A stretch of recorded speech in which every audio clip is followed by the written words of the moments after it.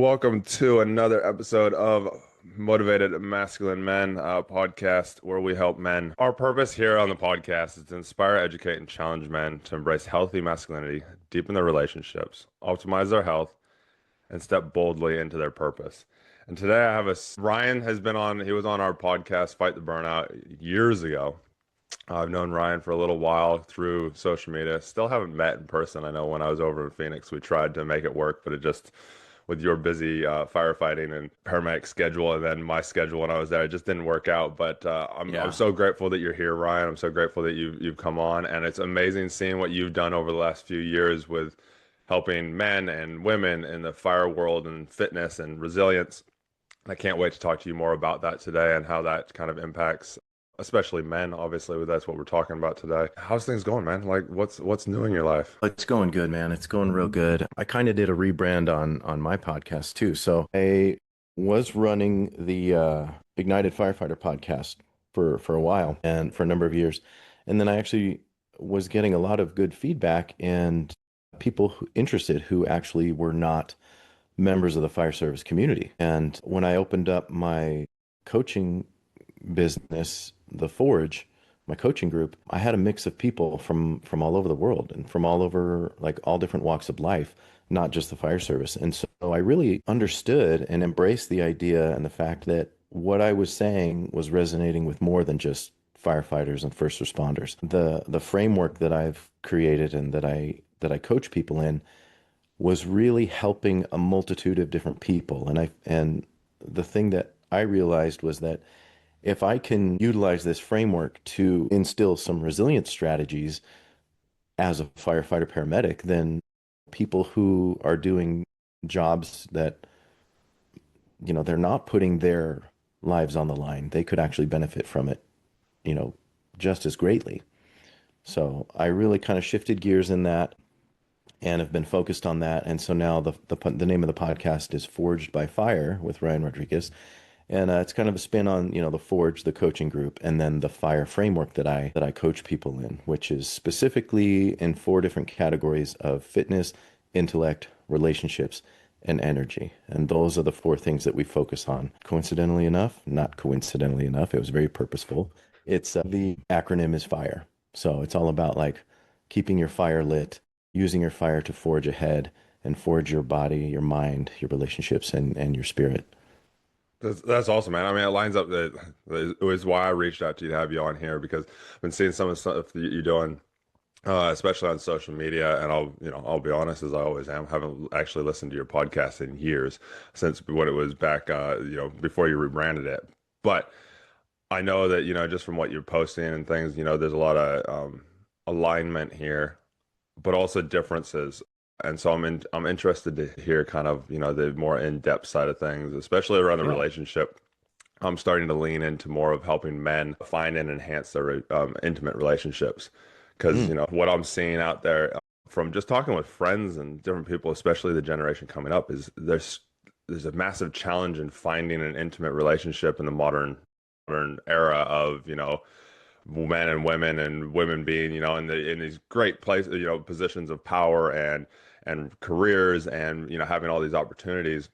The man has actually kind of fallen back and has gotten a bit lost. And I know I was in that position. I can relate to it when I was in my stages of burnout. I look back on it, I'm like, wow, my wife is like an absolute superstar.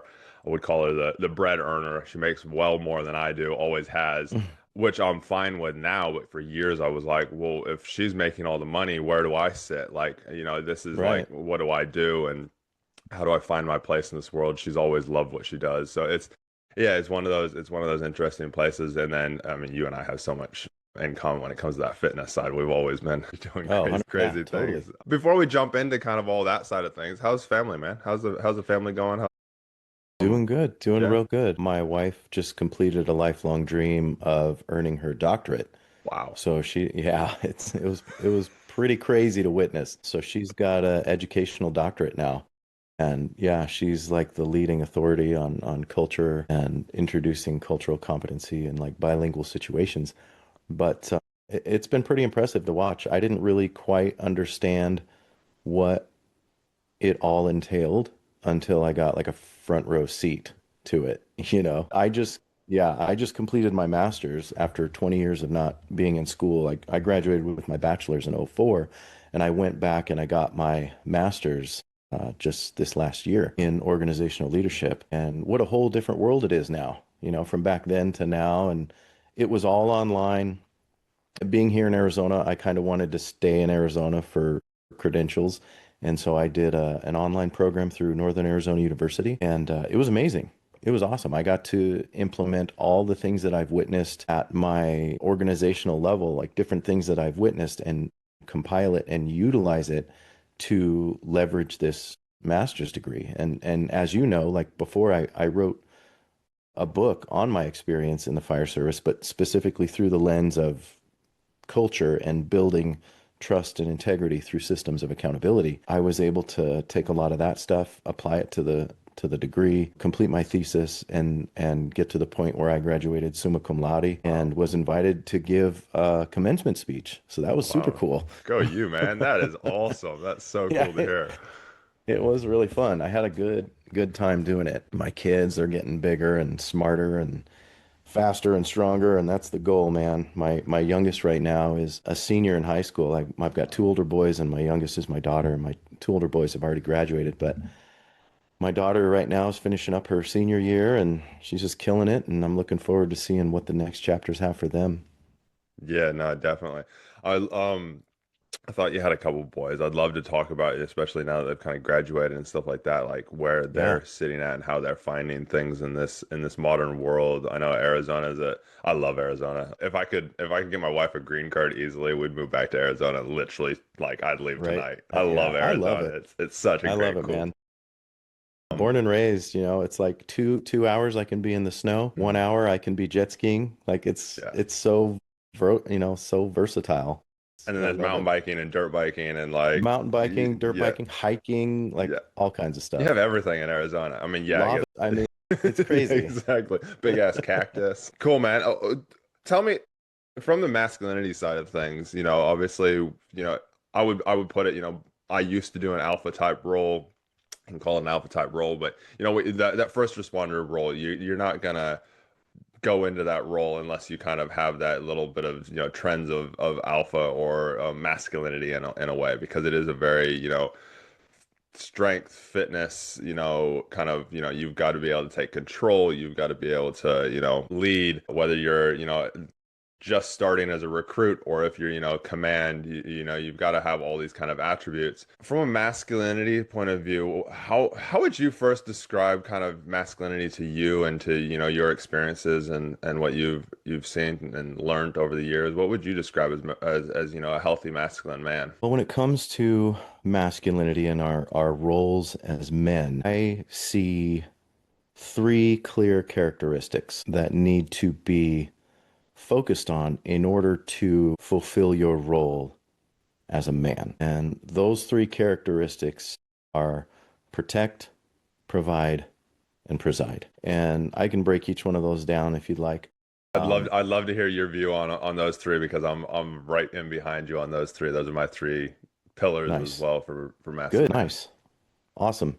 Yeah, so this comes from a clear account and an ideal that was a document released, I want to say back in 1995, and it's called A Proclamation to the World.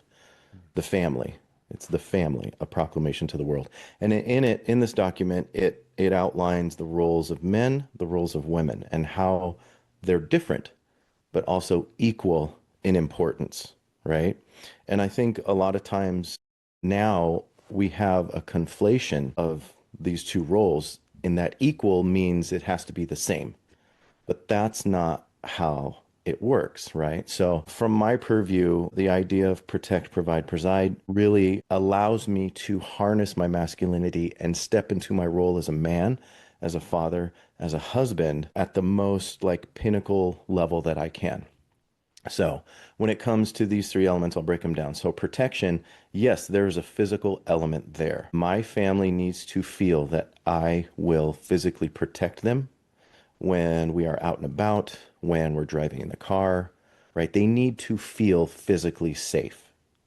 And it is my duty as a man to provide that feeling for them or provide them an environment where that feeling can exist, if that makes sense. Because I don't get to control other people's feelings, right? I can merely control the environment that helps foster that feeling. So if I'm physically volatile, or if I commit the ultimate sin, one of the ultimate sins of abusing my own family physically, I have done the exact opposite of that thing, right? I have removed the environment where my family, where my children, my wife feel safe at home or safe anywhere, right? And you can imagine the mental and emotional ramifications that go along with not feeling safe, Mm. right? So, and it's not even just about, I talked about the physical aspect, but there's also an emotional aspect, right? So it's my duty to make sure that my family feels like I can protect their vulnerabilities emotionally. They need to be able to feel like they can come to me for things and that I'm not going to judge them. I'm not going to come down on them, that I am a safe person to come to and an advocate, that I will protect their feelings, that I will protect their sensibilities, that I will protect their sense of self, in all of those things. And so if I can really harness that idea of physical protection, emotional protection, that's just one step of three that I need to take. And the next step would be to provide. Now, a lot of these three things are kind of interlinked, and you'll kind of see some of that as I explain them. In regards to providing, I feel, and you kind of touched on it right now. You talked about how your lady's the breadwinner, right? Mm. But there's a lot of things that go into that, not just financially.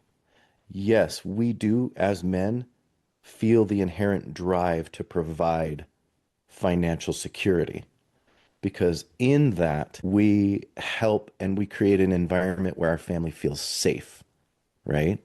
So that's how that's kind of tied in. They feel protected. If I this house I'm sitting in right now, I've helped provide it through my income so that my family has a place they can go sleep at night, feel safe, be warm, have shelter, all of those basic needs, right? But I also need to provide them with a proverbial environment where they can feel safe talking about those things. They can feel provided for in the love I have for them, in the desire I have for them to do well, in the idea that, yeah, I'm a professional coach and a professional firefighter paramedic, but that doesn't mean that I can't take those skills that I've learned and not apply them here. Like, if anything, I should be absolutely doing that, right?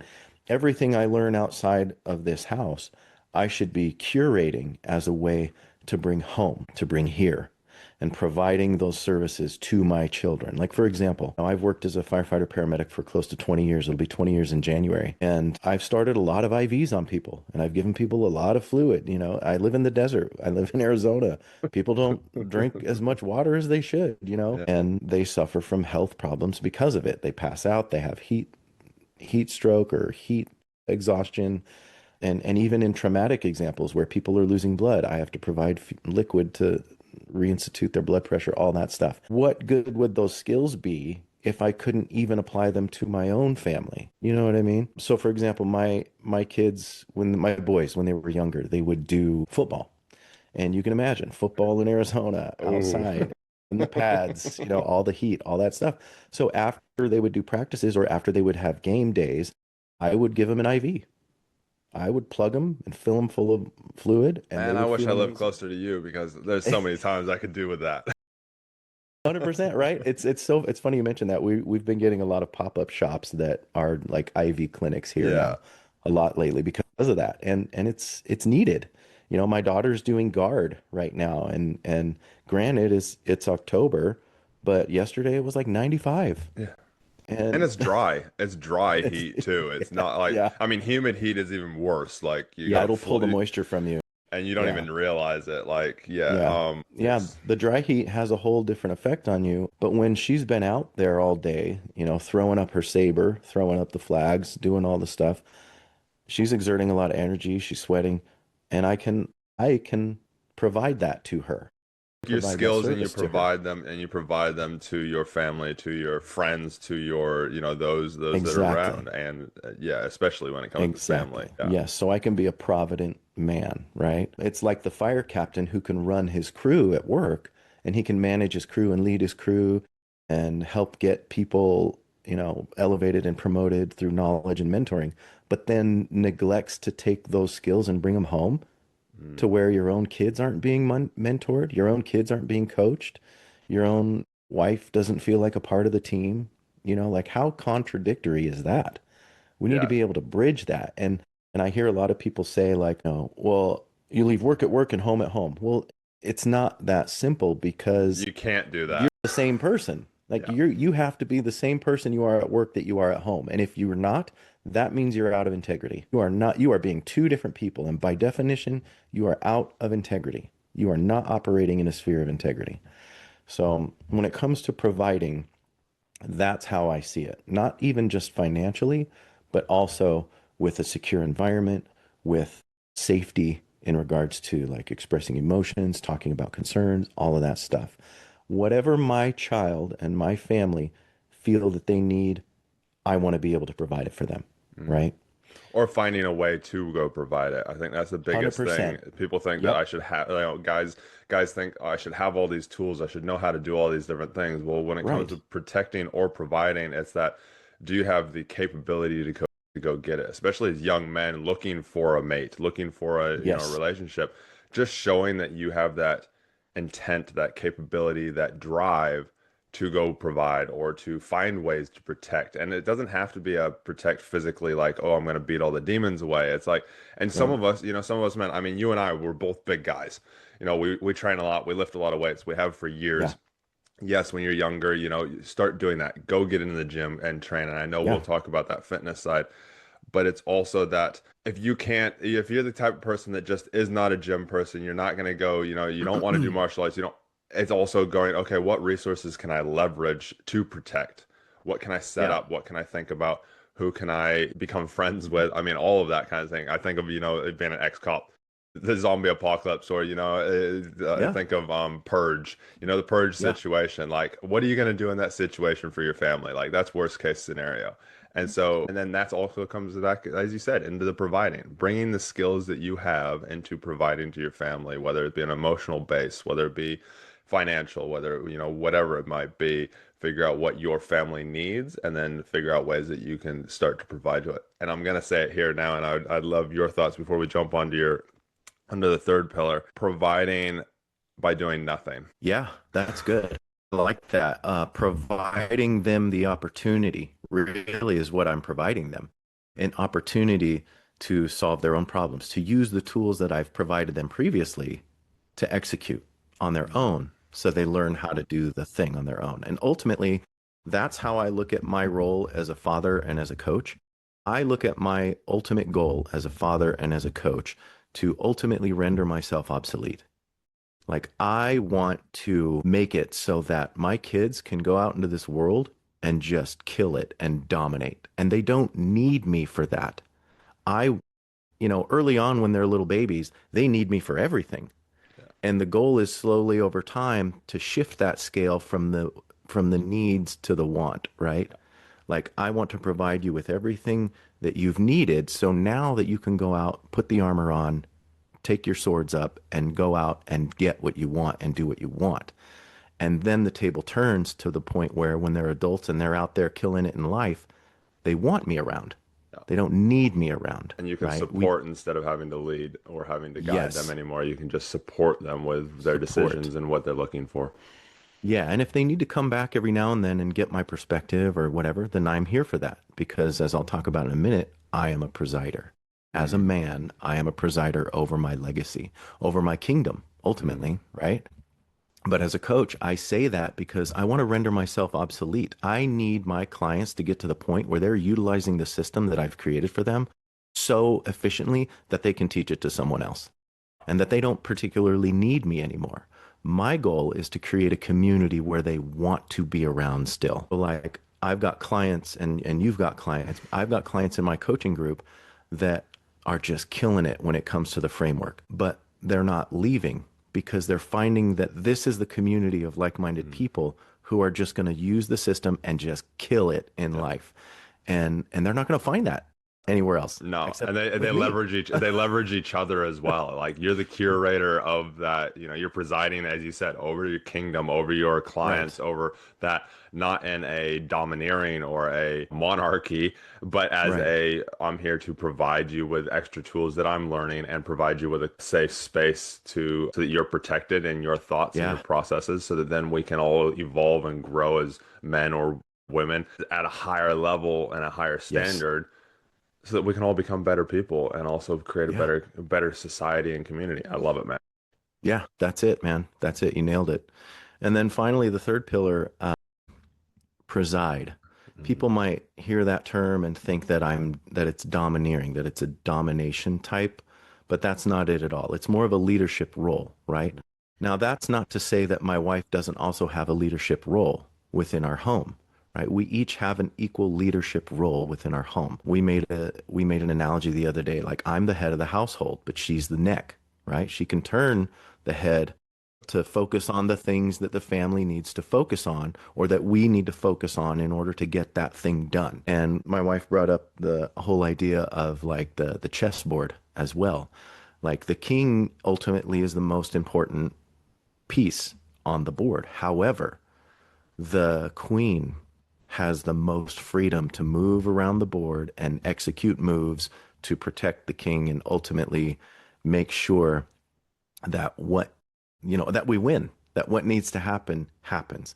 So if I, as the presider, am not seeing something that she's seeing, she can turn the head, right? Yeah. To be like, hey, I need you to look over here at this thing that's either threatening us or that we need to move toward or away from. Such a And good then, analogy. I've never heard it put that way, but it's so true. Like I always think about, I mean, I used to do protection work.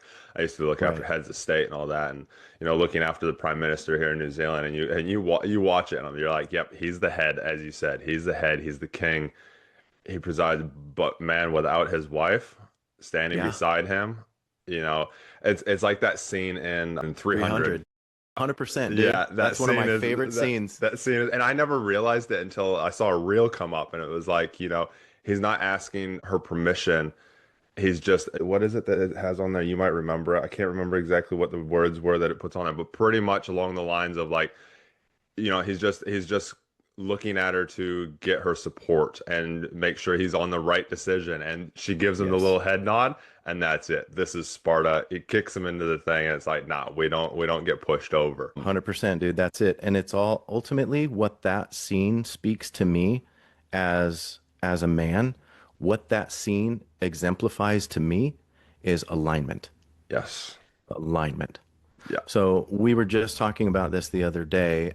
We have a family set of core values that we have Mm, identified, and it's alignment, accountability, and clarity. Those are the things that we thrive in my family that I've created. Alignment, accountability, and clarity. As long as we have those three things, everything else will typically run very smooth, yeah. right? I need to provide my kids with a safe place that they can ask for clarity. Yeah. When they ask for clarity on something or when they ask me a question, I don't take it personal as some kind of insult. It's my job as the presider to provide that clarity to them so that we're all on the same page and we all understand. And the same goes with accountability. Like I'm huge on accountability in my home. I literally wrote a number one best-selling book on accountability, right? In the fire service. So I'm all about it. If there was a hashtag I could tattoo on myself, it would be that, right? Yeah. Um, but I need my kids to feel equal in that they can hold me accountable as I hold them accountable, the same level. And I don't get to be like the guy who's like, well, you don't get to do that to me. I'm the dad. I'm your father.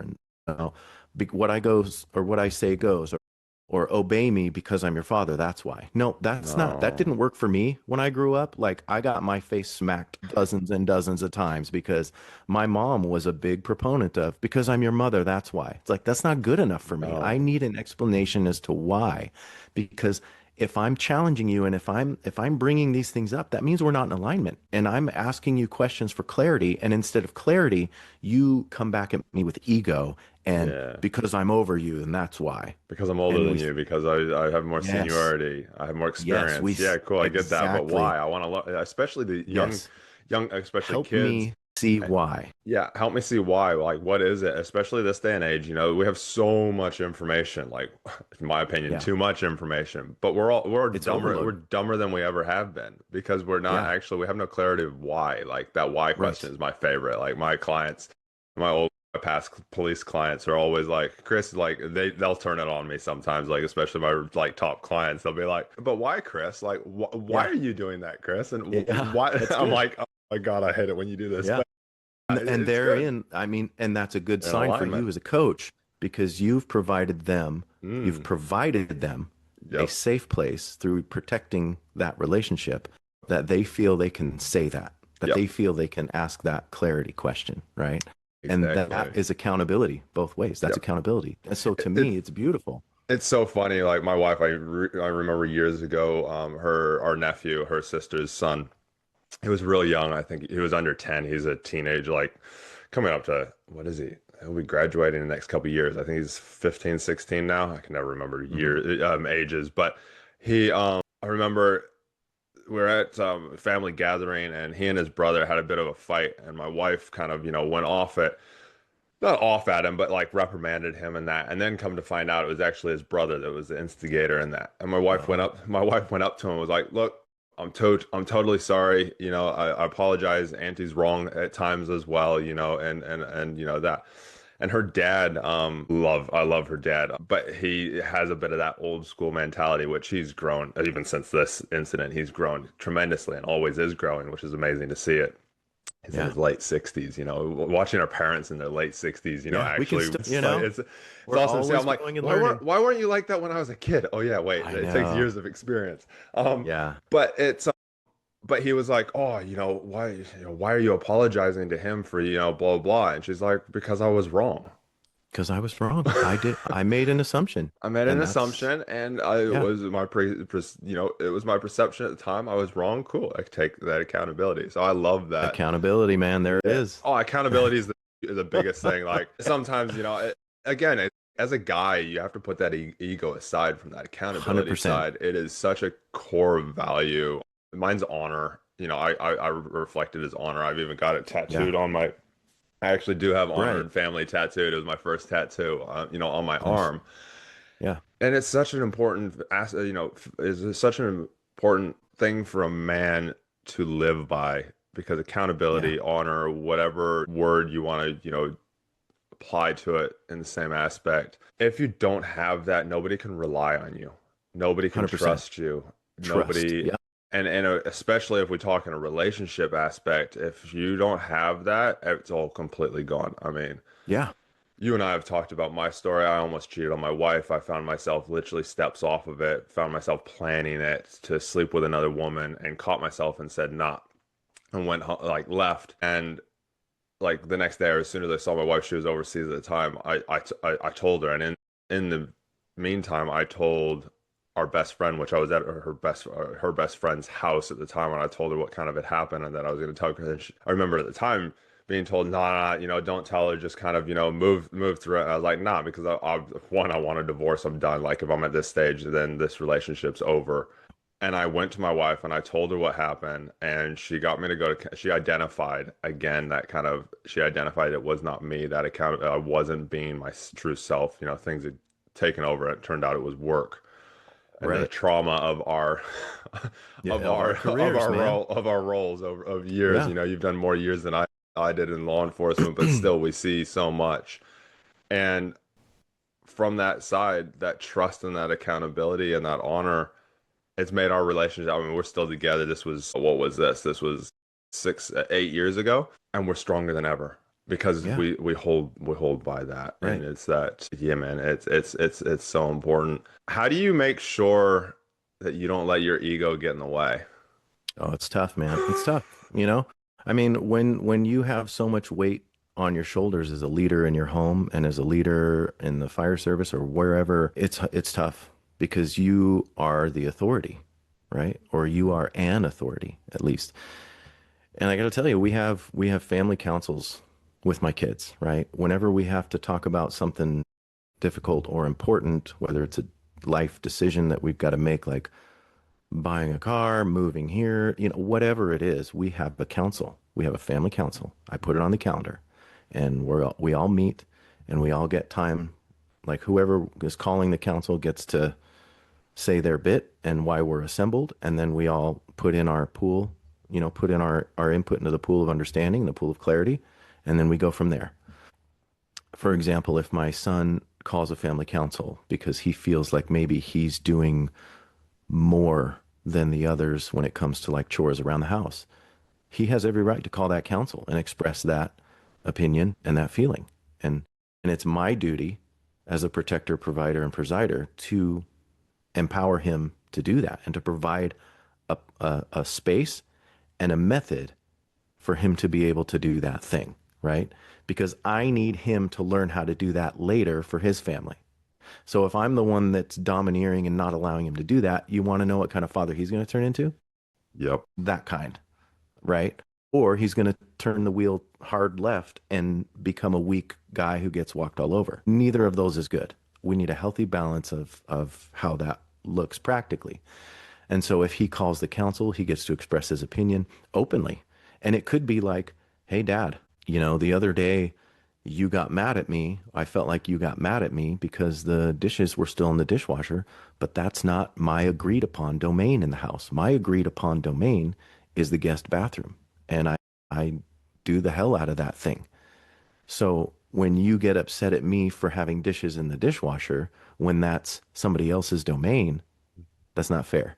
So he openly communicated it to me clearly. He, I mean, completely harnessed our core values of alignment, accountability, and clarity, right? Mm, And so I have to reward that. And I can't argue against it. I no. can't be like, well, I'm the dad and you're the kid and you just need to do it whether it's your domain or not. That's not how a conducive, aligned environment operates. And so I had to be like, you know what? You are absolutely right, son. It was not fair for me to do that. That domain, we have all agreed in a previous family council that that domain was somebody else's. So you're right. And Yeah. and and now we're back in alignment, right? There's a disruption. Whenever there's discontent, it's because there's a disruption with alignment. And it can typically be cleared up with clarity and communication and accountability of some kind. And that's Yeah. exactly what he expressed at 19 years old. I Yep. know 49-year-olds who can't even do that.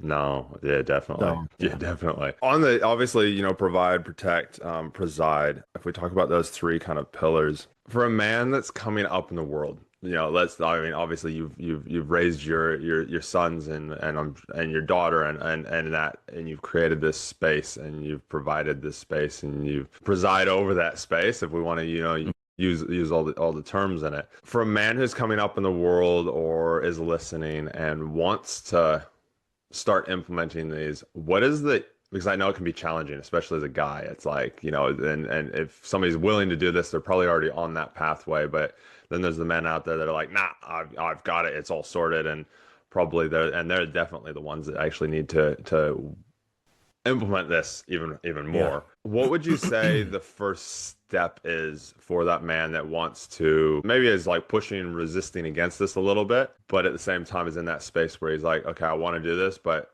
maybe the resisting is actually because they don't know where to start, like that first step. How do you first identify that a change needs to happen? Yeah, well, let's Okay. start there. Yeah. Okay. So obviously, if you are in a state of discontent, then a change needs to happen, whether it is in regards to your physical being, your intellectual state, your relationships, or your energy. What I call energy, some people call spirituality. To me, those two are interchangeable. Basically, what fuels your soul, Yep. right? That's how I see that. So those four categories are crucial to me. And that is my personal filter. I Mm. filter my discontent through those four things. Clarify, what would you describe or define as your discontent? So maybe we have a man who's listening or watching that is like, I don't feel I don't feel any discontent or, any of that, but maybe he actually Okay. is experiencing that. What's your definition? What do you define that as? Okay. So For me, it would be frustration. And I actually went through a whole list of emotions as indicators. And I wouldn't mind running through those with you right now too. Go, man, go. Let's hear them. But ideally, if you're not content with how things are, you're probably feeling some form of frustration. And frustration is an indicator that something needs to change or that you've stayed in the same place for too long, right? That to me is the huge number one indicator that you are not content with the way things are. Okay. Now we can talk about emotions and stuff too, because I know a lot of men refuse to acknowledge their emotions. But one of the perspectives that I took with my coaching group is that emotions are simply tools and indicators for you to identify that something has happened. Okay. You know, as men, we like to use tools. The Hey, we thing, like to do tools and we like to solve things. Let's just get and that's real. Like really it. it's great. 100%. And it speaks to our sensibility. And so I constructed a list of emotions as indicators that allow us as men to identify what anger. This all started based off of anger. Like anger is my number one, That's me yeah, too. my number one Achilles heel. And I feel like it is for a lot of men. We have Mm. anger about things.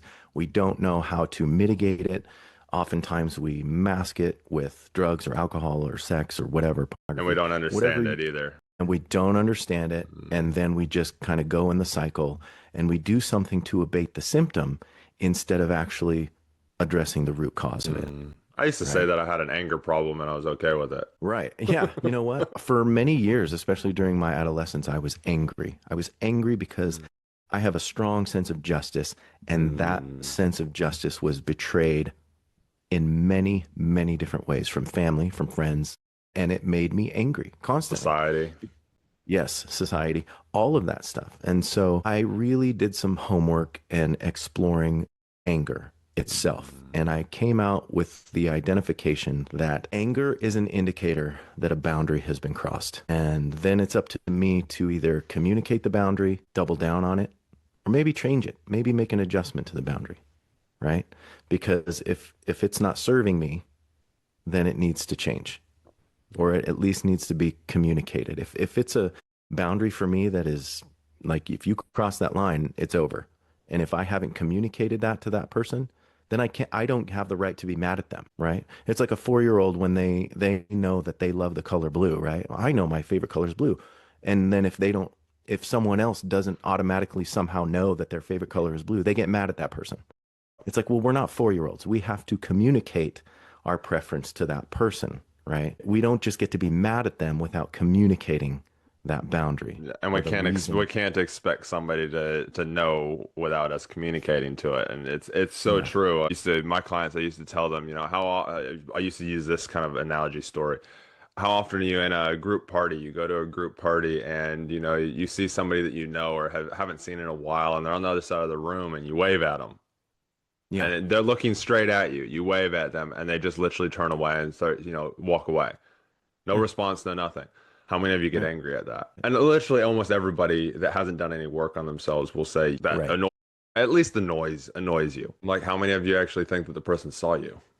Right. Exactly. There are so many different layers. First Yeah. of all, maybe they didn't even see you. Second of all, maybe it's not about you. Yeah. Maybe they just ate a bad deviled egg and Yeah. have to get to the bathroom right now. Like Yeah. who You knows? don't know the It's not story. about you. Yeah. No. And we take things so personal and it kind of touches on like my favorite book. I literally raised my kids on this book. And you probably know it. It's by Don Miguel Ruiz. It's The Four Agreements, Yeah, I've right? heard of it. Yeah. And I raised my kids on the Four Agreements. If I called any one of my kids right now and asked them on the phone to tell me what the Four Agreements are, they would be able to do it without a doubt. I haven't And read it, so I don't know what they are. Lay it on me. Educate me. all right. All right. So number one, be impeccable with your word. You Ooh. speak with integrity. You say only what you mean. You avoid using the word, you avoid using words to speak against yourself or to gossip about other people. And you use the power of your word in direction of truth. That's a Right. hard, that So that can be a hard one. That can be a oh, dude, real they're hard one, all man. four of these. Dude, wait till I tell you all four of these are so difficult. But that therein is the difference between a disciplined person and Mm. an undisciplined person, and a happy person and an unhappy person, and a person who's thriving and a person who's not thriving in their fitness, intellect, relationships, and energy. Okay. Yeah. So number And two. I'm gonna preface all of this. Yeah. You will probably fail at this, or you most Oh, definitely will fail at this, and that's yeah, yeah. okay, and it's amazing. Yeah, yeah.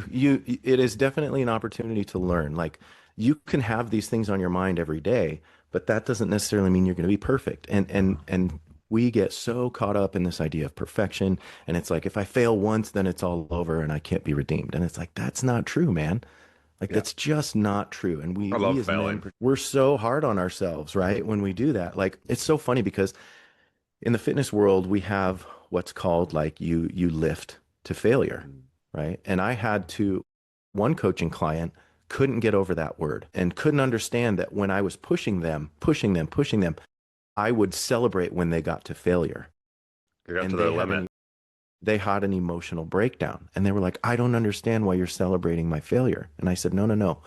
You need to understand that when I'm pushing you to failure at the gym, I'm pushing you to the point where your body can no longer perform the thing. Now you know the benchmark for growth. Yes. You know what, now you know the number, and what gets measured gets improved. You can't anticipate and expect to improve in any part of your life if you are not measuring it. And that goes for the scale, that goes for your intellectual capacity, that goes for the quality of your relationships and your ability to take in energy and find a source that feeds your soul, Yes. right? So, second part of the four agreements, don't take anything personally. Like, don't take it personal. Like, Yep. everybody's out there just doing things in their own world, and most people don't give a crap about you, man. Like, Nope. the world is not centered around you. Nothing others do is because of you. Okay. What they do and what they say, it's a projection of their own reality onto you. And you're probably projecting your own reality onto them and their words Oh, and yeah. what they say and the way that they hold themselves and everything. And Right. again, like you said, it's not about you. Right. This is the biggest key here is that we project our own traumas, our own Yeah. problems onto everybody else and so then interpret that. And so this is the importance of that. Don't take things personally because Yeah. honestly, 99% of the time it has nothing to do with you. Oh, totally. It's happening right now all over the world, right? People are like, when you're immune to what other people project onto you, you're good. You're golden. Like, Mm, you will not be the victim of needless suffering. And right now, we have people projecting their life experience onto other people as if it should be or it has to be their experience as well. That ain't the truth, man. That might be your experience, but that doesn't need to be my experience. Or yep. just because you may have experienced racism or this doesn't mean I have, and vice And it versa. doesn't mean Just you're because, racist. right. Exactly. Exactly. Yeah. So don't take anything personally. And number three, don't make assumptions. Mm. Do not bridge the gap of lack of knowledge with an assumption. Do not do it. Get You clarity. will, you will get clarity. Yeah. That's it, dude. Get Ask clarity. more questions. Ask questions. Find the courage to ask questions, and don't be afraid to express what you really want. Like, communicate with others clearly, and you can avoid the misunderstanding altogether, right? You can avoid the sadness, the doom and gloom. What is the catastrophizing, right? When humans don't know the information gap, we will fill it with worst case scenario. Yep. So, for example, if my chief sends me an email and it says, I need to see you in my office first thing Monday morning. And that's all Oh, the email says.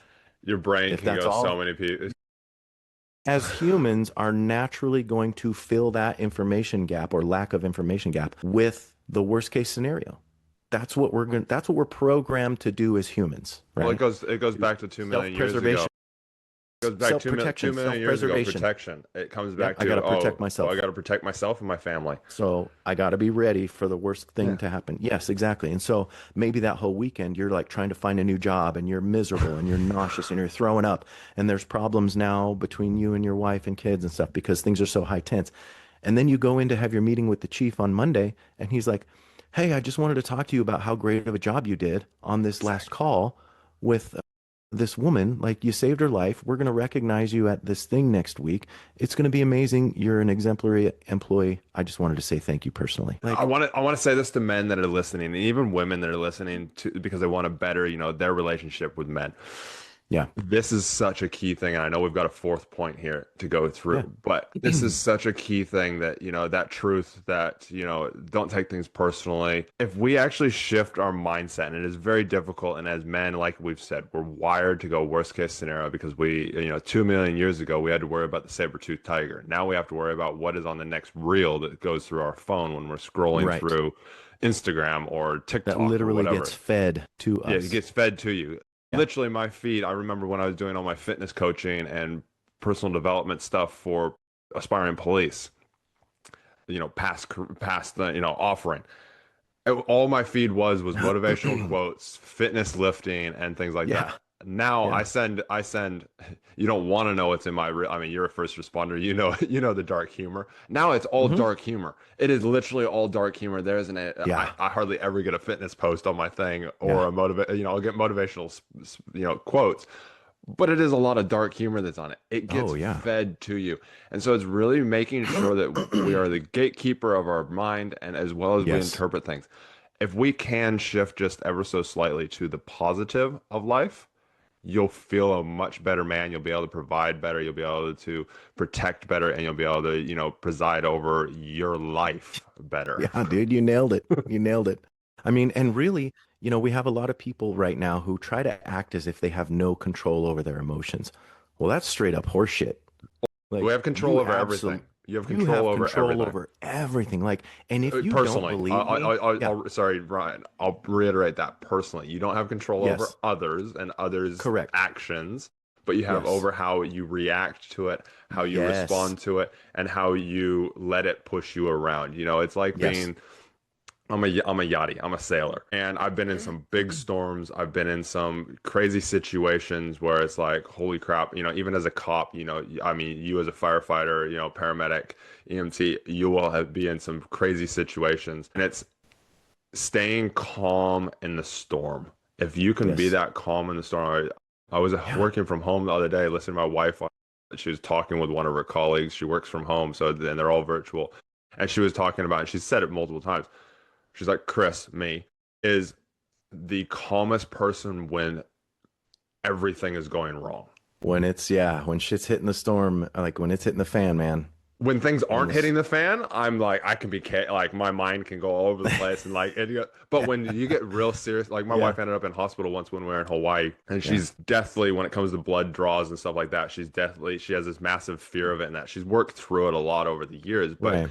and it got so bad that she was hyperventilating and went into convulsive and like started to like actually like convulse Right. up and everything The as well, like the fingertips and the fingertip and yeah. like rolling in Yep. And because the toes and yeah, the the toes yep. and everything. So she started to do that, and she had told them Yeah.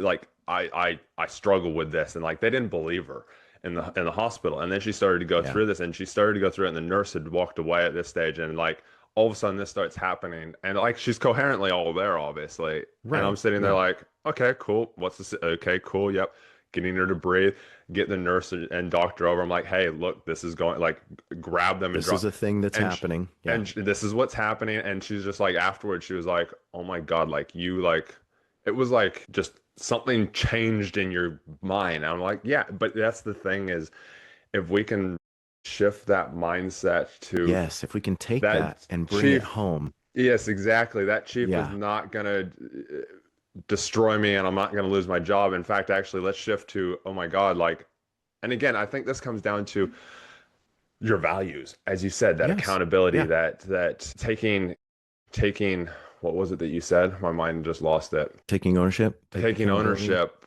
and accountability. If you know at your heart that you haven't done anything wrong, versus if you know that there was that one incident last week that, maybe you went a little bit too much or you exploded at Right. somebody, Right. That's Just that's own what it. that's what's driving that fear over that weekend while your chief wants to talk to you on Monday or your Right. boss. Literally just it could just be the unknown, right? And you Yeah. might not even know you did something. You don't Yes. know. But here's a lesson too on the flip side of that coin. Like here's a lesson in leadership. If that chief would have sent the same email, but would have said it like this, instead of saying, I need to see you in my office at 9 a.m. on Monday, period. Instead of that, if he were like, hey, wanted to reach out to you, Ryan, because I got some great news about a call that you were on the other day, and I'd love to connect with you personally. Come see me on Monday. How great would your weekend be? Even if he just sent, "Hey, I've got some great news for you. Come see me on Monday." Yeah. Yes. Exactly. Like, Like if that leader yeah, were to just communicate clearly, bridge the gap for his employee instead of leaving a gap, if he were to bridge that give more gap, clarity.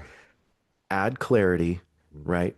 Then he gets alignment and then there's accountability there all around.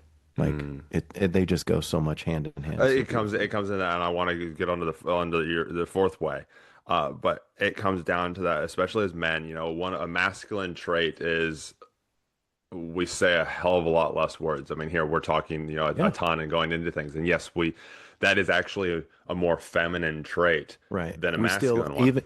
even though when this conversation is over, we will still have said less than the ladies Yes, statistically. we'll be less descriptive, Yes. and that is the difference. And Statistically, yeah, yeah. statistically, a woman will say, like, I think in a day they'll say, what was it that I saw? It's been a while since I've seen the stats, but it was like 23,000 words a day a woman will Right. say, and a guy will say like nine. Yeah. It's true. And they're just more descriptive, Yeah, and it's right? and And that's that's the the great beauty. thing. That's the beauty of it. Well, That's and exactly again, right. it goes back to that hereditary, that history that 2 million years ago, a woman, they have better peripheral vision, they have Right. better descriptive, they see more detail, and it was Yeah. designed They because have a stronger sense of intuition. yes, stronger sense Yeah. of intuition. They know when danger is coming a lot faster than men. Again, it's that chessboard analogy. The king is there and he's observing and he does what he has to do, but the woman will actually tell him what's actually happening all across the board. And Exactly. because they had to go out and get berries, and they didn't know if they were going to Right. survive. So they would actually have to be Yeah. descriptive to the other women when they come back to camp, and tell them exactly where the berries are and which ones are poisonous and which ones aren't, and pass that knowledge on to the next generation. Whereas men, we Exactly. have less peripheral vision. We talk less because we would go out and we would hunt. And if you're talking Yeah. when you're hunting, you don't get You you lose your don't hunt. yeah, you lose your hunt because they will hear you Yeah. coming. So that's That's why right. also men a lot of times don't talk like we are face to face, direct on. We'll Right. talk side to side, and Right. so that we sit around Because we're in a circles of mode of fire, protection. mode of protection. So we're actually Yeah. observing things. It's like first responders saying, they don't sit with their back to the door to I never do. the thing. It's funny. I I never always do. have because my Oh, wife really? likes the more comfortable seat, which means that I'm in the back to the door. But how I again that what we were just talking about, that kind of Yeah. perspective thing. I Yeah. actually use her detail and her facial expressions, and I get laser focused on her. I get present. And there's been Ah. times where I'll see a facial expression on her because I'm present with her. She picks up Hmm. more details than me, and she knows all the things because of years of experience. And she will see something, and I'll read her intuition. Yeah. Hey, I'll man, that's a and so good I'll actually way. see it on her, but I'm also again providing and protecting to her the more Yeah. comfortable seat, also between her and the threat. If I'm Yeah. behind her, if I'm sitting with my back to the wall and looking at the Yeah. thing, she's actually in between me and the threat. Yeah. And so there's multiple That's a different great aspects way. of it. And Yeah. No, it that's also good, makes man. me more present instead of watching the door consistently. Yeah, I was just going to say that's a great way to leverage your skill and experience Hmm. to hone in and focus on her. Yeah. Like, what a great way to leverage that. So when you are out with her, you're not on your phone, you're not No. looking at that, you're not looking at this, you're not completely distracted. Yeah. You are laser focused on her. Yeah. And how great does that And how strengthen your connection, exactly.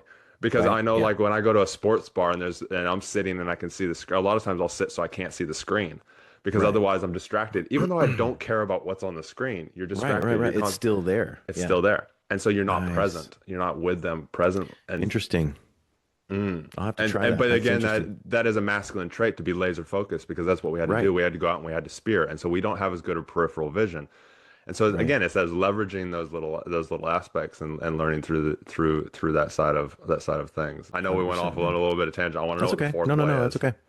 So the fourth agreement, and there's a reason these are called agreements, and I'll Mm. I'll talk about that real quick because you're making this agreement either to like the world or to a person. Does that make sense? Makes sense. Yeah. So when I introduced my wife and I, we introduced this concept to our children early on. They were little kids, little kids. We were giving them these concepts very early on. We would make that agreement with them that we will not make assumptions of you and vice versa. I would appreciate that you would also not make assumptions of me. If you are unclear, ask the question, and I will do the same. I will never assume you're just doing something because I think it's nefarious or whatever. I will ask the question because I will not make an assumption with you. We have made it's a two-way agreement, right? That's why these are called the agreements. And it is one of that book changed my life. It The great changed my thing with life. agreements as well is you can call if as soon as you say, "Hey, this is an agreement between the two of us." It's like a Yeah. contract. You can then get It's called on it. accountability You can built get in. called on it as well, and it doesn't. Yes. It's like giving your partner, or even in a new relationship or a current relationship, giving your partner permission to call you on something. Like I will Yes. tell my wife, "Look, I need to get this done by Friday. I want you to actually call me on it." Or, Yeah. "Hey, I know that I'm really bad at," I'm just using an example here, putting the dishes in the dishwasher or wiping the water off around the Right. sink. For ages, it was this Right. massive thing. Like, and it's a small thing, but my wife would be like, every time you wash your hands, there's water everywhere. Like, so she started to nickname me Shamu. And so she's like, just That's grab funny. the rag and wipe it down. And so I Yeah. was like, cool, I give you permission to call me on this. And which means that Right. you can't let your ego or you can't let that anger get in Yes. the way of when you Yes. tell her you can call me on this, and it can go for friends in that as well. Yeah. Like I'll tell people, "Hey, I'm gonna get this done by Friday. Please call me on it if I do not, Yeah. if I don't do this." And then accountability wise, I That's normally get it done by Thursday. But yeah. That's the beauty of an agreement is that mm, it is a two-way street. two-way street, right? Mm, So anyway, the last one, always do your best. I love it. Always do your best. And your best is going to look different from moment to moment. It's going to be different when you're healthy and it's going to be different when you're sick. Yeah. And just under the circumstances, like, look, my dad had some troubles, right? He was an abusive alcoholic. He did a lot of drugs, and as a result, he was not very physically healthy and spent a good portion of my adolescence in prison. And I was very angry about that for a long time because I wanted my dad around and I wanted him to be a mentor to me, not an example of what not to do. I wanted him to be a mentor to me, to show me the way, to build me up. And then he was gone. He was in prison because he chose other things over me. That's how I saw it, right? Mm, Then I learned not to take it personal. yeah. His choices weren't about me, they were about him, Yeah. right? They were about him. And I was making assumptions in that. And I took it personal. And I realized now later in life, before he died, I was able to reconcile this in that he was doing his best. He was doing his best while all the demons he had were trying to tear him down. And he would drop a nugget of, wisdom every now and then. I've got a few that I carry from him, but he was doing his best. And so we have to be gracious with people, and we have to be even honestly more so gracious with ourselves, give ourselves some mercy and be like, you know what? I did my best at least. Just do your best. And like I said, it may fluctuate from day to day and it may fluctuate from hour to hour. Mm, But if you can look at yourself and be like, you know what, I really actually did do my best, then that's good. Or if you're testing for, let's say if you're testing for a promotion at work and you know that you didn't put the time in and the effort in to study and do what it takes to get it, you don't get to be surprised when you didn't get it. You that know, is so true. if you have done your best and you have put in the hours and you've done everything on your end that you knew how to do and you put in all your effort and did your best in regards to that thing, and then you don't get it, you can at least sit back and be like, you know what? I'm proud of myself because I did my best. I did my best. Clearly, I have some things to learn and some things to refine and improve on, but this is a great starting point. It's so true. I want to get your thoughts, Ryan. I know how long you've been married for? 20. Wow. Wow. What am I at? I'm at 13, coming up to 14 in February. Nice. Been Good for been you, man. together with her for what is it, 18, 19 years? So, we're well down the track. We've learned, I'm sure, that Yeah. you've got a ton of mistakes that you've made, and like I've got a ton of mistakes that I've made, but it's made our relationship even stronger than if Yeah. we hadn't had those really low bottoms, we wouldn't have any of the really high highs. Yeah. But I want to talk about for that man. Yeah, I mean, you've got two kids. How old's your oldest son? 21. 21. So he's 21. kind I got 21, 20, and 17, going to be 18 soon. wow. Okay. So you've got that Yeah. kind of era, especially for your young boys, where they're coming into that, are they in relationships? Are they single? My oldest is in a relationship. Yeah. Cool. Obviously, you've raised them in ways we've talked all about that today, in the ways that you've raised them. So giving them some really good values, giving them some really good direction. For that man that's not your son, because it sounds like they're as well off as they kind of can be, Hopefully. especially in this day and age. Eh? Yeah. For that young man who's trying to find a relationship, he wants an intimate Okay. relationship. He wants to, maybe his father wasn't around like yours when you were younger. Maybe he was. We don't know. There's kind of a lot of variables here. But what would Hmm. your kind of maybe key 1 to 3 things be to that man who's looking to get into an intimate relationship? And I know this day and age is different, and you having sons, you kind of, I guess, can somewhat relate to the upcoming generation. But what would be those key things that you would say to somebody who's looking or wants to get into a relationship, find an intimate relationship, and is having challenges doing so? I have one rule for this, just one. Just one. Okay. And it is that you have to be what it is that you want. If you're looking for a virtuous woman who doesn't drink, doesn't smoke, doesn't swear, doesn't sleep around, doesn't go to the club, is very into books, loves movies, is into fitness, then you don't get to ask for any of that if you aren't willing to be that same thing. If you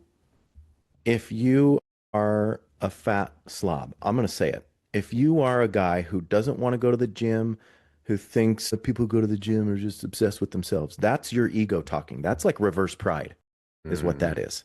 It's technically pride, but it's a reverse, it's the other side of the pride coin, right? It's that pride looking up instead of the pride looking down. But if you're the type of person who doesn't want to go work out, doesn't want to get fit, smokes, and then wants a fit woman, like a super hot woman who doesn't smoke and, all of this, you are not entitled to that thing, dude. yeah. Like You you, attract what you, you are. you attract what you are. 100% you attract what you are. And not only that, if you do happen to land a 10, right, and you're this fat slobby, like, and you expect her to go to the gym, but you're not going to go to the gym, you're starting your relationship out of alignment. And I'm going to tell you right now, it's not going to last very long. You hit You are heads. starting things out not in alignment. Like over the years, we have refined like these core values that I shared with you, alignment, accountability, clarity. Those are natural byproducts of how we choose to live. So now those core values stand out to us. Those three things stand out to us. And so everything just naturally gets filtered through those things. In this conversation, do we have alignment? Do we feel we have alignment with the general vibe of the house? If not, then it's time to have a conversation so that we can hold each other accountable, get clarity on a situation because someone might not even be informed that they've crossed a boundary, right? That has made me angry because as we know, anger is an indicator that a boundary has been crossed. If I don't communicate that to my wife or communicate that to my children, then I don't get to be upset about it. Once I communicate it to my kids that this boundary has been crossed and I'm angry because of it, they have the opportunity to take accountability and be like, oh man, I'm so sorry. I didn't even realize that thing. Like the washing your hands thing. I am so sorry. I didn't even realize I was acting like an elephant spraying water everywhere. I didn't even realize that. Like to me, that's just how I Yeah. operate. But Yeah. you telling me that and being clear in that thing now helps me level up. Yeah. So now as a man, you have leveled up because you are willing to meet your wife in regards to her desires. And it might seem small, it might seem little, but it's not. It's Yeah. not, man. I think I have hand motions turned on or Yeah. something on Zoom. That is really it. If you're trying to find a partner, a romantic partner, if you're trying to find, a wife, a spouse, you have to be what it is you're looking for. Once you start curating yourself, Mm. your whole frequency and vibration will change. and it will attract the right person. And we can go down a rabbit hole of frequency and vibration too today or on another podcast, whatever, I because think we I've done do it a on another lot of, podcast because because yeah, that's let's talk. huge. I It's want to talk about that. huge. We'll organize it. We'll do another one Yeah. just on vibration frequency Yeah. because I've it done a is, it's lot of massive. reading. Yeah. I've done a lot of reading on that.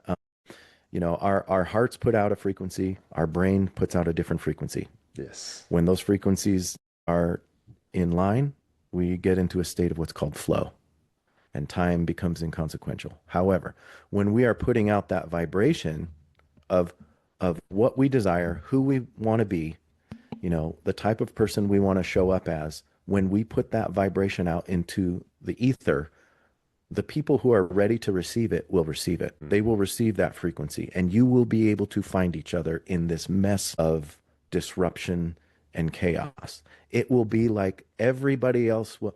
It will be like you're walking through a wheat field or crawling through a wheat field, right? You can't, have you ever crawled through a wheat field? You can imagine, Nah, right? You can't no. see past the top. If you Yes. just stand up, you'll be able to see. There you are. There you are.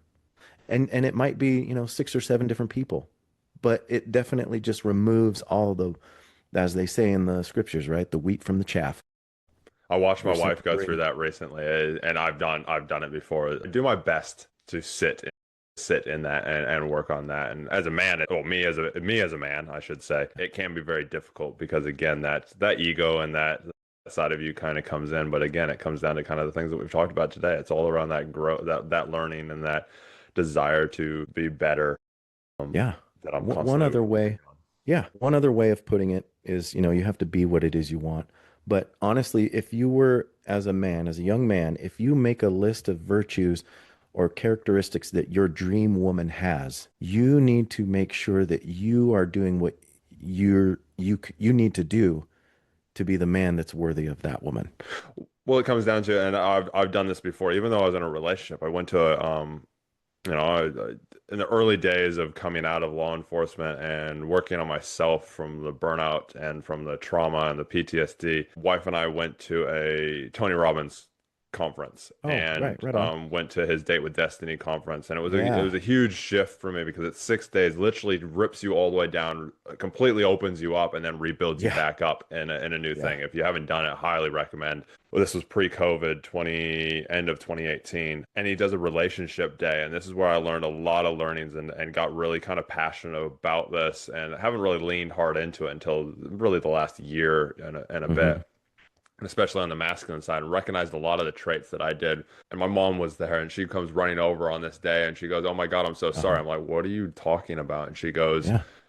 "I'm sorry for raising you so feminine." To be Ah, touchy yeah. feely, to be emotional, to Right. communicate, over communicate to all these different things. I'm so sorry. And I'm like, and it actually had me thrown that day. I remember going home that day and going to my wife and my mom as we drove back to the hotel, going, I think I'm actually, because he talks about, you have masculine and femininity within you. Every person Yes. does. Yes. And really, it doesn't rely on sex, but majority of the time, a male, a biological male, will be more masculine and then secondary feminine, and a biological Yes. female, vice And vice versa. versa. Yeah. Um, and I remember going to my wife and my mom in the car, and I was sitting in the back seat, and my wife was in the front seat. My mom was driving, and I remember going, I think I'm more primarily feminine. And both of them went, nah, there's no way. You are so mad. Like, and I remember it was a bit of an identity thing in that because, and then that's when I kind of realized that when I was in law enforcement, part of my burnout was actually my wife is a very strong person, is very feminine, extremely Right. feminine, but because of Yeah. careers and because of this drive, and it's a whole nother topic that we talk about, what we don't Yeah. really She have probably harnesses her time. mat. She Well, harnessed she her mask, harnessed. yeah, because of her corporate upbringing. Yes. She had to, like, it was this, Yes. and I feel a lot of females, especially the ones in the late 30s, 40s, 50s, even the 60s, have pushed that because of the, the rise of, women in workplaces and that, which is amazing, and all opportunities, they should have them, but it's been driven from this place of women have been had to pull out their masculinity and drive from masculinity, which is why there's a lot of this butting of heads of a Right. masculine man and a masculine and a woman. And so I used to come home from a masculine role as a cop, And then my Yeah. wife would be in this masculine and we'd butt heads. And so I just Right. sink back down into that feminine because it was the way that I was raised to kind of, so I Right. wouldn't make decisions. I wasn't communicating. And so Right. I would drop all these away. And and I remember at the conference saying this, and my mom and wife go, "No, you are so masculine." And so it's been this journey for me to actually really get in that place to hold that. And Right. And it's identify what that means. Yeah. exactly, Yeah. and what it identifies to me, what it means to me, because I'm a completely different, because I was raised that way. I'm a completely different man than the guy Yeah. who was raised just completely masculine and, kind of push the feminine traits away. So Right. Yeah. Yeah. yeah, and it's this, and so, finding my wife, I really, I look back on it, and I use that as a kind of a, a threshold or a base of. Yeah. Well, it's a form of measurement. Yeah, I mean, I was Yeah. very driven. My wife did not want to date me Yeah. when we first got together. She wouldn't go on a date with me. And then her best friend, actually her friend at the time that she was living with, was like, just go on one date. And I moved in 6 weeks later because I was Yeah. persistent. I showed that I could Good. provide. I Right. couldn't. I was doing things. I was doing skipper's tickets. I had a plan in place so I could provide. Right. There was that view of, and I was 20 at the time. There's this view of he can provide. I was very strong and Can he confident, protect could you? protect. Yeah. And then there's also And that, can he guide you? yeah, can he guide? And it was this, this just drive. I wouldn't leave her alone. So, I Yeah. wasn't stalking her, but was texting her, messaging her, calling her, like, and so, and this is where, leading off of what you were saying is that it's so important to really get to know yourself Oh, and 100%, dude. move, Once you, yeah. yeah, and actually sit in what you want. And where I was also going with that, Tony Robbins thing, is he has you write down the relationship that you want, that vision. Yeah. What do Yeah. you You have want? to you have to vision cast. Everything in your life that will give you meaning, you have to cast a vision for. You cast a vision, then you create a mission that will get you the steps that will take to get you there. And your values will support the mission, right?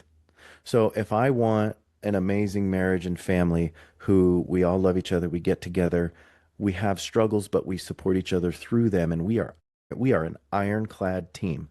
Mm, That's my vision. My mission for that is to operate effectively within the four agreements. The four agreements help me complete my mission. And my core values of alignment, accountability, and clarity support that mission. yeah, Does that make sense? The total core sense. values support the mission, which helps me complete and achieve the vision. Yeah. Did your wife and you, when you first got together, did you have values that already align? For the most part, yes. Like I want to say it's what drew us together. Like we don't drink, we don't smoke, we didn't do drugs, we don't sleep around. Like we didn't do any of that stuff, right? And we had the same, well, initially this similar faith-based systems. And then we would like oftentimes our dates were just walking around her neighborhood for Hmm. hours, just talking about the future, about we were literally vision casting together. What do we want? Well, she told me, like, I've known that her lifelong dream was to be a doctor, get a doctorate. And I was just blessed with the opportunity to watch her do that last year. Out of 25 years of marriage, it was incredible. But that was something that we talked about on those walks Yeah. for hours at a time.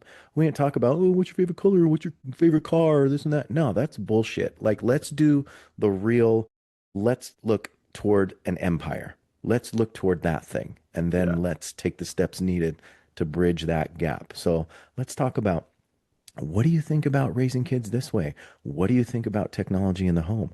Let's talk about what do you think careers would be for us that we would thrive in? What is the purpose of man? Like, you know what I mean? It's big talk. It's not small talk. It's No. big talk. Yeah. If you can't have big talk with your spouse, then No, red flag. I remember, I think it was the first night I stayed over. So my wife and I finally got her to go out with me. She was actually celebrating something with a friend. So I went out and Hmm. met her this was back in the day of clubbing. Met her at the club with my friends. I had just graduated my skipper's ticket, and I remember, we kissed in front of the fish tank and all that. And then the next day I was working on our boat at the time, rebuilding a motor. She turned up there because it was like, hey, we're gonna go, you're gonna hang out. She turned up. I was head deep, legs up in the Yeah, in engine the engine compartment. compartment, greasy as anything. Yeah. And I was like, oh, come in, like yelled out to her, jump on. Actually, I think I went out and kind of helped her with my greasy hands get onto the boat. Yeah. But then that night, I went over to her house, not intending to sleep over in that, but took my toothbrush just in case, as you do it, as you do. But It's confidence right there. yeah, that is confidence, isn't it? Preparation, right? Luck Preparation, man. favors the Preparation prepared. and planning. But I remember that night we didn't do your typical, sleep together, have sex, all that. We actually stayed up all night long having deep conversation on what our Talking. future was going to be like. Like the Yes. fact that she wasn't sure if she wanted kids, and I was Yeah. like, oh, I'm probably leaning more towards I do. And it Yeah. turns out when both of us got, but we had those conversations. We've ended up Yes. deciding we're not having kids, years, throughout the years, if you kind of It's gone down that path. crucial. But we had those conversations, those deep Yeah. conversations in the beginning, and our values and everything lined up. It's something that is very important. But you can't get Yeah. that without writing that vision first. You can't get You that can't without you can't do thinking, it. what do you actually want, and what are Yeah. the key important things to you that you Yes. want in a partner in life, because that's what they Yes. are. And if you're vision casting with someone and they're looking at you like you're crazy or speaking another language, red flag. Next. Yeah, yeah. They That's haven't not the grown. person. They haven't grown enough to Yeah. actually be in that line, and it's not up to you to get them to Right. grow like that. It's up to them Exactly. to want to, because that is, again, it's as men, we're here to hold space for our partner, and Right. same as them, Yeah, you and know? if someone sees you and for the first time is like, I've never met someone who does this. I've never met someone who vision casts like this or has a plan for this. This is very intriguing to me and wants to be a part of that. Oh, that's a green flag, dude. Let's Do it go for it. hard. Let's explore this more. But if you can find the person who is right there aligned with you on, because like my wife and I were walking similar paths and we just wound up on the same road, basically. And It and wasn't the, those roads, you kind of veer yeah. around in that, but as long as you're in the same direction, that's Yeah, all that matters. exactly. Coming into, how do you keep and enhance a relationship going? Right. It It's wasn't like she was just nice and near, like a lot of people, oh, they're nice and they're near. mm, Like it's not like that. Like, you know what? I just had a client, a person talk to me about how they have a child with this person who they were with for 4 years, who they openly admitted that they had zero connection. She couldn't talk to him about anything, and yet you have a kid with him? And I'm like, mm, now clear, I mean, she's not with him now, and now she's a single mom trying to figure out life and next steps and this and that. I'm like, that, look, my heart goes out to single moms. I was raised by a single mom, yeah, so I could talk about, I actually understand the whole being raised in feminine energy. I get that 100%, and I had to do a lot of work to step out from under that and take the lead as a man in the yeah, world, right? And we can talk about that too, but she is now talking about how miserable this situation is and blah blah blah. And I'm like, well, you created it. You weren't willing to hold to a higher standard. You took what you could get because the guy was nice and near. And that is so minimal. Like that is the most minimal thing. You're not building an empire on that. That's not how it's and built. women, this is so true for you as well. Don't lower your standards just because the men's standards out there currently in this day and age are low. And I know that, Right. and again, I focus on that, the men's side of things currently in my journey. But for women out there, don't lower that standard. Push that expectation for them to come up to your standard and hold that space for it. But also, as you mentioned, Ryan, it's so important to also recognize the green flags. Those green Recognize flags the are green just as flags or important as the green red lights, flags. because the green lights, you can lean into those. And if you actually, in a man, if you actually lean more into those green flags and identify those and push those and voice those and comment on those for the man, Yeah. will lean more into those as well. And man, 100%, be dude. open to listening to it, and Yeah. if they do 100%. if they do mention the red flags and how you can turn them to green flags, listen, because they can see Yeah. things that you can't. I remember even now, my wife, and especially when I was in my dark days, my wife could see things that I cannot. She still can. Yes. Like, we'll have deep conversations and they Exactly. are uncomfortable as That's everything. partnership. Yeah, that's what makes a partnership. One person sees things the other person doesn't, or in a Yeah. different way, right? And in a society where everybody's so focused on the red flags that we're now choosing our partners by default, Mm, right? We're like, oh, well, he doesn't have any red flags. Yeah, but does he have any green ones? yeah, exactly. Like, look for the Yellow green ones. flags are Look. even worse, man. Yes, I agree. I agree. Yellow flags, no go. It's either, Because but look for, if they're mostly red, it means that they have values that stand towards those red flags. It means that they don't right. align with your Exactly. flags, And that but doesn't that make him a bad person. no, It's just you're out of alignment, man. mm, And that won't work. no, It that's won't okay. work. And that's fine. So you Yeah, just go next, yeah. right? If there's Look for green the green flags that flags. if there's green flags that line up and they have some red Yes. flags, but they're willing to work on the red flags, Yeah, then let's communicate about yeah, those red flags. yes, Let's get clarity, alignment, accountability. yeah, Like let's exactly. do that and see, you know what? Maybe that red flag is no longer in existence, Yeah, right? maybe it doesn't actually Like matter. right, like maybe this guy, like maybe this girl that I really like smokes. And I'm like, you know what? I love everything about you. You're so beautiful, this and that. I don't like how you smoke. Are you willing to not do that? I care about you Or it's so much asking, that why do you smoke? right. Just ask questions. Just Ask ask the questions. questions. Yeah. If Ask it's question, why something do you you smoke? can, And if they're like, oh, it's just something that I picked up and I don't really know right, why I do it, that gives right. you a green flag that, oh my God, Let's have a conversation. this person doesn't smoke because they have to. They smoke just because Right. it's become a habit, which means that Well, actually these habits can change. And then it's like, hey, yes. have you ever thought about quitting? And then we can have a conversation, which can actually bring us closer together. I love it, man. We could talk for hours on, I know for listeners and viewers and that, we could turn this into a Joe Rogan 3 hour, or a Diary of a CEO 3 hour, Right. conversation, which, I'd love to. But again, on that kind of relationship side of things, my wife flies out to America for an event tonight. So Nice. I told her Yeah, I'd be dude. done by 9:30, 10 o'clock. It's 9:30 now. Let's So, wrap it up. If you and later on, if you want to talk about the whole like uh, emotions as indicators, we can do a whole thing on that. dude, there is so many things we can talk about. You and I, again, Yeah. alignment. I love it's this love hate thing with, social media and that. Without Yeah. it, you and I would not be connected right now. I would It's not weird, do right? stuff. I would not have connected you with, people that I've connected you with. I wouldn't be Yeah. connected with people that you've connected me with. We've got a lot of circles that kind of roll around because of a social media thing. But at the Yeah. same time, it can take you down bad rabbit holes too. I appreciate your time, man. I do have a question that I ask everybody before Yeah. while I pull that up so I don't get it wrong. As you can kind of tell, I can go off on tangents, and so Good I got to keep myself focus. centered. But before I ask this kind of final closing question, I ask everybody: Hmm. is there any last words, Ryan? And how can somebody? What's the best way? If there's one way for somebody to get in touch with you, what's the best way that they can get in touch with you if they want to learn more about your program, your coaching, or they just want to lean in and say thank you, or just pick your brain, ask some questions. Yeah, man. Honestly, all of my social media handles are at Ignited FF, like Ignited Firefighter. I'm on Twitter, Instagram, on Facebook. It's just my regular name, Ryan Rodriguez with a Q, right? RODRIQUEZ. But yeah, feel free to DM me. Like I love it.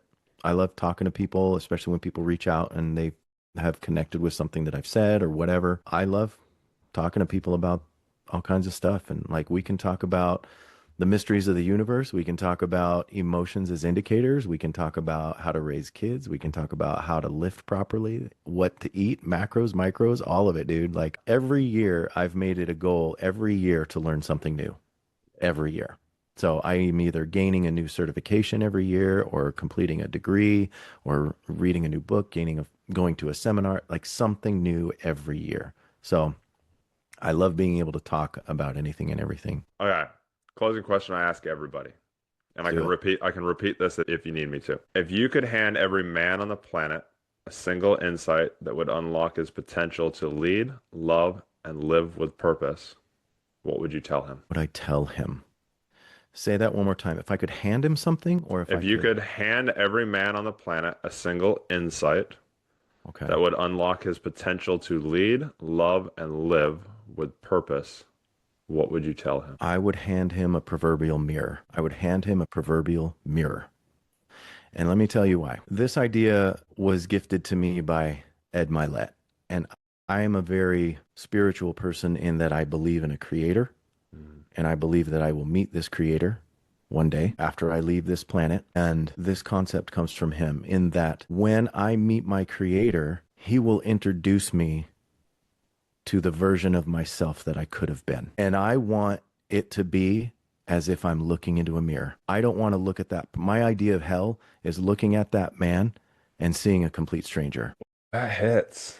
I want to look at this man that has reached his highest potential, and I want it to be as if I'm looking into a mirror. I'd hand him a proverbial mirror.